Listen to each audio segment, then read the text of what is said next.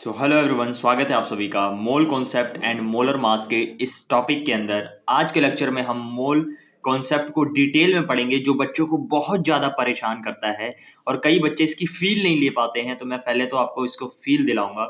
आप सभी का स्वागत है पीरियोडिक प्लेग्राउंड चैनल के अंदर। मेरा नाम है अमन और ये वीडियो उन बच्चों के लिए है जो अभी क्लास 10th में से क्लास 11th में मूव कर रहे हैं और केमिस्ट्री को डिटेल में पढ़ना चाहते हैं। आज के वीडियो के अंदर हम मोल कॉन्सेप्ट और मोलर मास के टॉपिक को अच्छे से समझेंगे। फर्स्ट ऑफ ऑल मैं तुम्हें ये जो थ्योरी दे रखी है वो पढ़ाऊंगा। टेंशन नहीं लेना अगर ये थ्योरी समझ नहीं आई। फिर मैं कॉपी पे तुम्हें मोल कॉन्सेप्ट को ऐसे समझाऊंगा जैसे हलवा हो, यानी कि हलवे की तरह आराम से टेस्टी टेस्टी। जैसे तुम हलवे को मजे लेते हो, इसी तरीके से इस कॉन्सेप्ट के मजे लोगे तुम, और ये कॉन्सेप्ट तुम्हारे मजे लेना छोड़ देगा, तुम इसके मजे लोगे। किस तरीके से आगे बढ़ते हैं 1 मिनट में इंट्रोडक्शन बताने के बाद। आज हम देख रहे हैं क्या, मोल कॉन्सेप्ट 4 बार बता चुका हूं, अब उसको 4 बार इसलिए बताया है ताकि रिवीजन भी 4 बार करवाएंगे। चलिए स्टार्ट करते हैं। थ्योरी पहले समझेंगे, नहीं समझ आया थ्योरी कोई बात नहीं, एक बार रीड करते हैं उसके बाद तुम्हें समझ आएगा। Atoms and molecules are extremely small, यानी कि atoms and molecules extremely small है। नहीं समझ आया, कई बच्चों को यही पहली लाइन नहीं समझ आती है, तो उनके लिए सिंपल सा ब्रेक करूं। जैसे ये मेरी नाखून है, तो आपको पता है हर एक सब्सटेंस एटम का बना होता है। जितने भी मैटर हैं एटम के बने हुए हैं।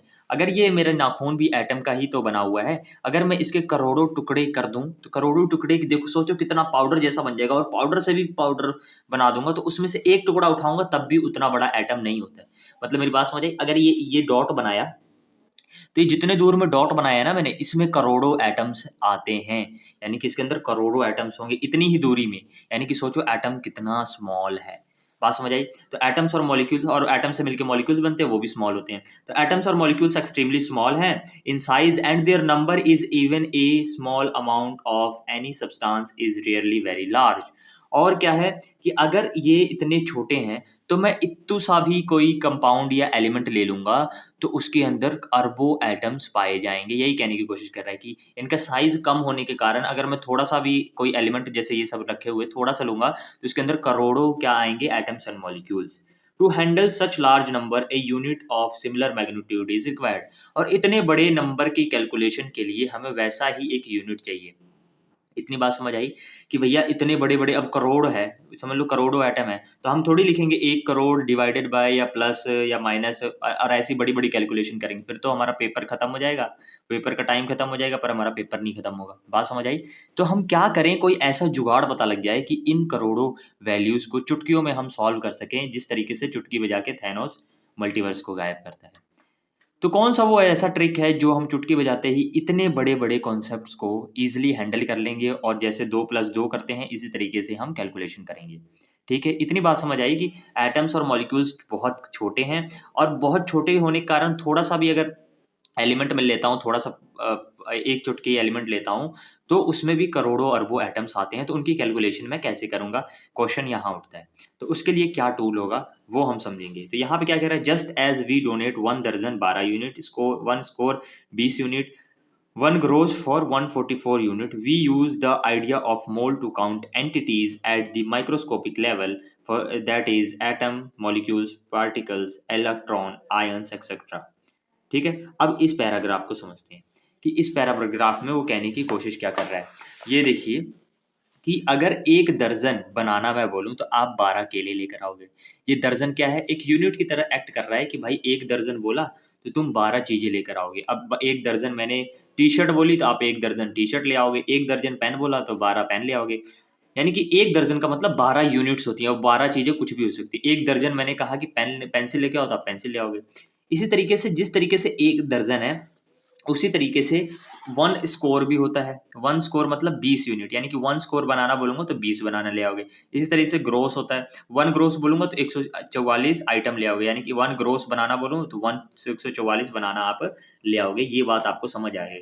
तो इन 3 एग्जाम्पल से समझाने का कोशिश कर रहा है ये बुक कि 1 मोल क्या होता है। अब मैं सिर्फ दर्जन वाला एग्जाम्पल लेके चलूंगा कि 1 दर्जन का मतलब 12 यूनिट, 12 में अब बनाना भी हो सकता है, टी शर्ट हो सकता है, जो भी मैं 1 दर्जन बनाना बोलूंगा तो 12 बनाना आ जाएगा। 1 दर्जन टी शर्ट बोलूंगा तो 12 टी शर्ट आ जाएगी। बात समझ आ गई तुमको। अब समझो 1 मोल अगर मैं बोलूंगा तो कितने बनाना होगा। मैंने बोला 1 मोल बनाना, तो इधर कितने बनाना आएंगे, यही चीज समझना है।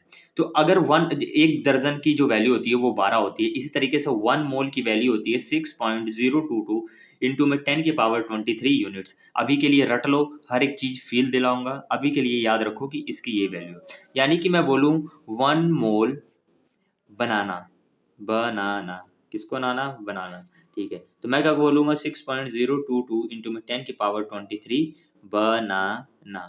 इस तरीके से अगर मैं बोलूँ 1 मोल एटम्स, तो आप क्या लिखोगे? सेम 6.022 इंटू में 10 की पावर 23 एटम्स। इसी तरीके से 1 मोल मॉलिक्यूल्स, मॉलिक्यूल्स, तो आप क्या लिखोगे? सेम 6.022 इंटू में 10 की पावर 23 मॉलिक्यूल्स। बात समझ आई? यानी कि 1 मोल की वैल्यू इतनी होती है। सर एक मेरे को बात नहीं समझ आई कि 1 मोल की वैल्यू इतनी होती है, ये तो हम लर्न कर लेंगे, बट ये वैल्यू कितनी बड़ी है थोड़ा-सा फ़ील दिलाइए। ठीक है, ये थोड़ी देर में आपको फ़ील दिलाऊँगा। पहले ये समझिए कि 1 दर्जन मतलब 12 यूनिट्स, इसी तरीके से 1 मोल मतलब 6.022 इंटू में 10 की पावर 23 यूनिट्स, ये आपको आ गया समझ? हाँ जी सर, समझ आ गया। यानी कि 1 मोल बनाना बोलेगा तो इतने बनाना हो जाएँगे, 1 मोल एटम बोलेगा तो इतने एटम हो जाएँगे। अच्छा अगर इधर 2 मोल बोल दिया, 2 मोल एटम, तो आप क्या करोगे? इस पूरे वैल्यू से 2 से मल्टीप्लाई कर दोगे, यानी कि 12.0 कुछ-कुछ इंटू में 10 की पावर 23। बात समझ आई? हाँ जी, समझ आ गई। अच्छा सर ये तो हमें आ गया समझ, यानी कि इतने छोटी एटम्स और मॉलिक्यूल्स होते हैं और उनका क्वांटिटी ज़्यादा होती है, इसलिए 1 मोल अब आगे से हम इस्तेमाल करेंगे, यूज़ करेंगे 1 मोल। एसआई यूनिट क्या होती है? SI unit amount of substance measure करने के लिए आपको 7 फंडामेंटल यूनिट्स बताई थी, उनमें से एक है मोल। इसका सिंबल है MOL और इसको हम 7th बेस क्वांटिटी के अंदर इंक्लूड करते हैं अमाउंट ऑफ सब्सटेंस नापने के लिए, यानी कि कोई सामान का अमाउंट नापने के लिए केमिस्ट्री के अंदर हम मोल यूज़ करते हैं। और mole is the SI unit of किसका? अमाउंट ऑफ सब्सटेंस नापने के लिए। अब 1 मोल होता कितना है? देखो ध्यान से समझना। 1 mole is the amount of substance that contain as many particles or entities as there are atoms is exactly 12 gram of the carbon 12 isotopes। यानी कि इस डेफिनेशन में क्या कह रहा है? अब ये है पेपर में लिखने वाली डेफिनेशन। फील किस डेफिनेशन से आएगी अभी मैं समझाऊंगा। पहले ये समझो ये क्या कहने की कोशिश कर रहा है इस डेफिनेशन के अंदर, और ये नोट्स में इंक्लूड करना है इस डेफिनेशन के अंदर। इस डेफिनेशन को ये कह रहा है कि 12 ग्राम अगर मैं कार्बन ले लूँ, ध्यान से समझना, 12 ग्राम अगर मैं कार्बन ले लूँ, तो 12 ग्राम कार्बन के अंदर, जो 12 ग्राम कार्बन है, उसके अंदर हमारा 1 मोल कार्बन एटम प्रेज़ेंट होगा। क्या होगा? 1 मोल कार्बन एटम प्रेज़ेंट होगा। इसने ये रेफ़रेंस दे दिया। क्या दे दिया? रेफ़रेंस कि भैया सुनो, अगर 12 ग्राम कार्बन है तो उसके अंदर 1 मोल कार्बन एटम्स होंगे, यानी कि 1 मोल कार्बन एटम्स होंगे। ठीक है, ये समझ आ गया। यही बोला है उसने। अभी 2 मिनट के लिए याद करते जाओ जो मैं बता रहा हूँ, हर एक चीज़ अभी मैं कनेक्ट कर दूँगा। इट मे बी emphasized, अब देखो, it may be emphasized that 1 mole of substance always contain the same number of entities। यानी कि यहाँ पे क्या कह रहा है कि अगर एक दर्जन में किसी भी कहीं पे भी इंडिया में बोलूँ, कहीं पे भी जाके एक दर्जन बोलूँ, इसका मतलब होगा एक फिक्स्ड यूनिट है जो कि 12 है। इसी तरीके से 1 मोल में भी बोलूँ तो हमेशा फिक्स रहेगा एक अमाउंट ऑफ नंबर। अब वो नंबर मैंने तुम्हें पहले बता दिया, बट इस बुक में अभी नंबर नहीं बताया है, अभी आगे जाके उस नंबर को कैलकुलेट करेंगे। तो एक समय के लिए मानो कि तुम्हें 1 मोल का वैल्यू नहीं पता, तो 1 मोल ह कितना होता है? 1 दर्जन 12 यूनिट्स होती हैं, तो 1 मोल कितनी यूनिट्स होती है अभी नहीं पता। तो हम क्या करेंगे, no matter what the substance may be, यानी कि कोई भी सब्सटेंस हो, अगर 1 मोल बोला है तो एक फिक्स्ड अमाउंट ऑफ सब्सटेंस होगा। जिस तरीके से 1 दर्जन बोलूँ तो 12 होता है, इसी तरीके से 1 मोल बोलूँगा तो एक फिक्स्ड वैल्यू होगी, वो अभी हमें नहीं पता है। In order to determine this number precisely, यानी कि इस नंबर को प्रिसाइज़ली निकालने के लिए हम क्या करेंगे, the mass of A carbon atom was determined by A mass spectroscopy. यानी कि हमने क्या किया कि एक मास स्पेक्ट्रोस्कोपी तरीका है, एक मशीन है जिससे हमने कार्बन के एक एटम का मास निकाल लिया। ये मास स्पेक्ट्रोस्कोपी जो टेक्नीक है वो आपने अभी +1 +2 में नहीं पढ़नी, आगे जब आप ग्रेजुएशन, पोस्ट ग्रेजुएशन में जाओगे तब पढ़नी है, अभी इससे लेना देना नहीं।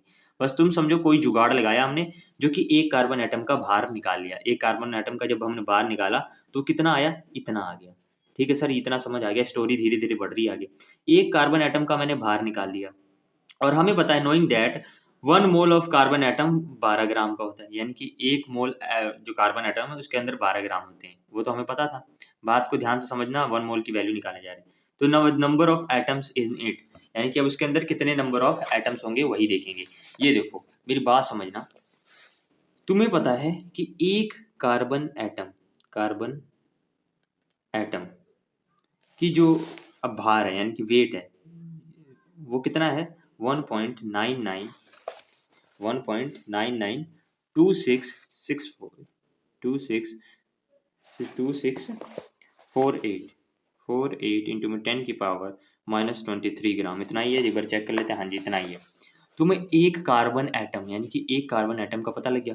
और हमें एक और वैल्यू पता है कि 12 ग्राम कार्बन में 1 मोल होता है। बात समझ आई? 1 मोल होता है। बात समझ आ रही है? हाँ समझ आ रही है। अच्छा सर, अगर मैं क्या बोलूँ 1 मोल जो कार्बन है इसके अंदर 12 ग्राम 1 मोल कार्बन एटम ठीक है सर, 1 मोल कार्बन एटम। अच्छा सर, एक बात बताइए, 1 मोल कार्बन एटम में अगर 12 ग्राम है, ये हमें गिवन है, कोई दिमाग नहीं लगाना, गिवन है। और ये हमने कोई उस टेक्निक से निकाल लिया कि भाई एक्सपेरिमेंटल वैल्यू है कि एक कार्बन एटम का जो भार होता है वो इतना होता है। बात समझ आई? हाँ जी समझ आ गई जी। अब क्या करोगे तुम? अब तुम देखो 12 ग्राम निकालने के लिए, जैसे कि 12 ग्राम कार्बन है, मैं बोलूँ समझ लो एग्जाम्पल के लिए मैं बोल रहा हूँ कि 20 ईंटें हैं तुम्हारे पास यानी कि ब्रिक्स, तुम्हारे पास 20 ईंटें हैं। मैंने बोला कि एक ईंट का भार 1 kg है, तो 20 ईंटों का भार कितना होगा? आप 20 से मल्टीप्लाई करोगे 20 kg आ जाएगा। इतना तो मैथमेटिक्स आती है जी। मैंने इसी तरीके से कहा 12 कार्बन एटम, तो 12 ग्राम कार्बन एटम में 1 मोल एटम्स हैं। और आपको पता है 1 मोल एटम्स हैं, ये तो पता है। मैंने क्या किया, मल्टीप्लाई कर दिया 1 मोल एटम्स को एक एटम की भार से। एक एटम का भार क्या है? 1.99264 इंटू में 10 की पावर 23 यानी कि एक एटम के मास को किसी एक मोल की वैल्यू के साथ मल्टीप्लाई कर दूंगा तो 12 ग्राम आ जाएगा। मेरी बात समझ रहे हो कि भाई एक मोल कोई वैल्यू है, यानी कि जैसे इस केस में 20 है, इस केस में कुछ वैल्यू होगी। अगर एक एटम का भार 1 मोल से मल्टीप्लाई कर दूंगा तो 12 ग्राम आ जाएगा। ठीक है, तो मैंने क्या किया, 1 मोल की वैल्यू निकालने के लिए इसको नीचे ले जाऊंगा, यानी कि 12 ग्राम बटा 1.99264 इंटू में 10 की पावर -23 ग्राम। और इसको जब हम कैलकुलेट करते हैं तो हमारा आता है 1 मोल की वैल्यू, यानी कि ये जो 1 मोल है, 1 मोल कितना आ जाता है? 6.022 इंटू में 10 की पावर 23 यूनिट्स। माइनस नहीं लगाना है, पॉजिटिव का। अगर समझ आया तुमको कि भैया जी 12 ग्राम, मुझे पता है 12 ग्राम कार्बन के अंदर 1 मोल कार्बन एटम होते हैं, तो ये जो कार्बन एटम है ये 1 मोल है। और अगर एक कार्बन एटम का भार पता लग गया तो 1 मोल के साथ मल्टीप्लाई करूंगा तो 12 ग्राम आ जाएंगे। तो वही मैंने थोड़ा सा सिंपल सा मैथमेटिक्स किया। जिस जिस जो कह रहे हैं कि सर मेरे को बिल्कुल ही दिमाग नहीं लगाना, कोई ट्रिक बता दो या कोई शॉर्टकट बता दो कि हमें कैसे, तो तुम याद रखो कि 1 मोल की वैल्यू इतनी होती है बस। बात समझ आई? यानी कि 1 मोल की वैल्यू इतनी है, 1 मोल की वैल्यू इतनी है, जैसे एक दर्जन की वैल्यू 12 होती है, इसी तरीके से 1 मोल की वैल्यू इतनी है। इतनी बात तुम्हें आ गई समझ? ठीक है, सेम चीज यहाँ पे कर रखी है जो कि आपको दिखाता हूँ। अब मैंने क्या बोला, ये दिस नंबर जो अभी हमने ये नंबर निकाला है, this number of entities this number of entities in 1 mole is so important that it is given a separate name and symbol। यानी कि ये नंबर इतना केमिस्ट्री में इंपॉर्टेंट है कि इसको सेपरेट नाम दे दिया गया है और इसको सेपरेट सिंबल दे दिया गया है। यानी कि मैं बोलूँ 1 मोल को की वैल्यू को और क्या कह सकते हो, तो आप बोलोगे एवोगैड्रो कांस्टेंट। क्या बोलोगे? Avogadro constant. यानी कि 6.022 इंटू में 10 की पावर, ये मैंने सिर्फ यहीं तक लिखता हूँ, ये आप लिख भी सकते हो नहीं भी, मतलब अप्रोक्सीमेशन किया ना। 6.022 इंटू में 10 की पावर 23 एटम्स पर मोल को एवोगैड्रो कांस्टेंट कहते हैं। और इसका सिंबल है एन, लिख के आपने पैरों के अंदर ए लगा देना है, ये इसका सिंबल है। ये हम क्यों कर रहे हैं? ताकि हम एमिडियो एवोगैड्रो नाम के साइंटिस्ट को ट्रिब्यूट दे सकें, या हम उसके उनके ऑनर में कर रहे हैं।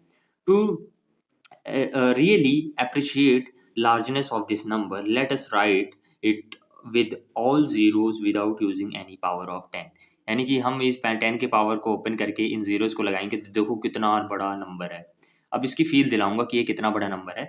फर्स्ट ऑफ ऑल, अगर इतने पैसे आ जाएं तुम्हारे बैंक के अंदर तो तुम्हें ज़िंदगी भर काम नहीं करना पड़ेगा। आराम से बैठ के तुम्हारी तुम्हारी first generation, second generation, third generation, पूरी की पूरी जनरेशन आराम से बैठ के घर पे खाएगी, इतने पैसे हैं। अगर यहाँ पे रुपीज़ लिख दूँ ठीक है, तो 1 मोल की ये वैल्यू है। सर थोड़ा फ़ील दिला दो कि कैसे 1 मोल की कैसे वैल्यू है? चलो एक फ़ील दिलाता हूँ। तुमने इडली देखी है, साउथ की इंडियन डिश है, इतनी बड़ी इडली होती है, इतनी बड़ी होती है वो इडली। अगर सोचो मैं इतनी सारी इडली ले आऊँ, मैंने क्या किया, इतना सारा इडली लेकर आ गया और एक के ऊपर एक इडली रखना स्टार्ट किया। एक के ऊपर एक पहाड़ बनाना मतलब टावर सा बनाना शुरू किया। तो इतनी सारी इडली का अगर मैंने पहाड़ बनाया, तो ये अर्थ को स्पेस में चली जाएगी, इतना लंबा टावर बनेगा। मेरी बात समझ आ रही है? कि इतना लंबा टावर बनेगा कि वो स्पेस में चला जाएगा। इसकी टेंशन मत लो कि किस तरीके से आप एक इडली को दूसरे इडली के ऊपर रखोगे, इसकी टेंशन मत लो। समझो किसी तरीके से मैंने एक के ऊपर एक इडली रख दिया, ये सब इतनी सारी इडली, तो वो इडली स्पेस में पहुंच जाएगी, अर्थ से सीधा स्पेस में पहुंच जाएगी। इतना लंबा टावर होगा, बुर्ज खलीफा खलीफा से भी बहुत बड़ा टावर होगा। क्यों? क्योंकि ये स्पेस में पहुंच रही है। बात समझ आ गई? हाँ समझ आ गई। तो ये इतना बड़ा नंबर है। Hence so many entities. अब इतने बड़े नंबर को आप ऐसे लिख सकते हो, और इतना बड़ा नंबर है यानी कि करोड़ों अरबों में जा रहा है, तो हम क्या कर सकते हैं, एटम्स मॉलिक्यूल को इजीली कैलकुलेट कर लेंगे। 1 मोल बोलेंगे, इसको बोलने के बजाय हम क्या बोलेंगे, 1 मोल, 2 मोल, 3 मोल, तो हमारी कैलकुलेशन जो होगी ईजी हो जाएगी। उसके बाद देखो क्या कह रहा है, constant 1 mole of particle substance, ठीक है। We can therefore say that 1 mole of hydrogen atom, यानी कि अगर मैं 1 मोल हाइड्रोजन बोल रहा हूँ, तो इसका मतलब क्या है, 6.022 into 10 की पावर 23 एटम्स ऑफ हाइड्रोजन है। तो मुझे ये बोलने की जगह मैं 1 मोल बोलूंगा, क्योंकि 1 मोल बोल के मेरी कैलकुलेशन ईजी होगी। इसी तरीके से 1 मोल वाटर मॉलिक्यूल बोलूंगा, इसका मतलब क्या होगा, 6.022 into 10 की पावर 23 वाटर मॉलिक्यूल्स होंगे। इसी तरीके से 1 मोल सोडियम बोलूंगा मैं, 1 मोल सोडियम क्लोराइड, तो इसका मतलब क्या है, 6.022 into 10 की power 23 formula units of sodium chloride, यानी कि NaCl की एक यूनिट इतने इतने अमाउंट होगी, यानी कि एक मोल में NaCl इतना होगा। यानी कि आपको समझ आ गया, एक दर्जन जैसे 12 होता है, इसी तरीके से एक मोल 6.022 into 10 की पावर 23 होता है, और आगे से आपने याद रखना है। हैविंग डेफिनेट क्या क्या हैविंग डिफाइंड द मोल, यानी कि having defined the mole, it is easier to know mass of 1 mole of the substance or constituent entity. The mass of 1 mole of substance in a gram is called the molar mass. अब मेरी बात ध्यान से समझो।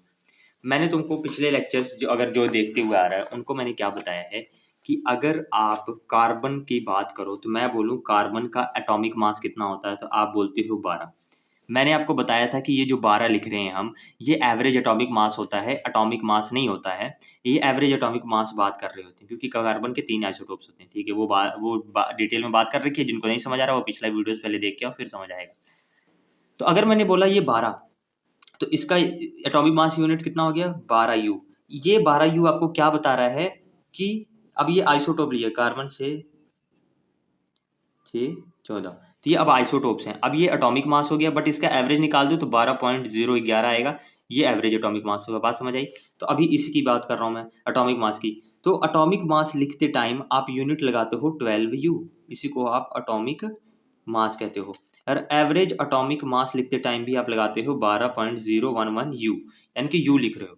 मैंने बोला कि ये एक कार्बन एटम है, समझ रहे हो मेरी बात, कि एक कार्बन एटम का मास है कितना, 12U।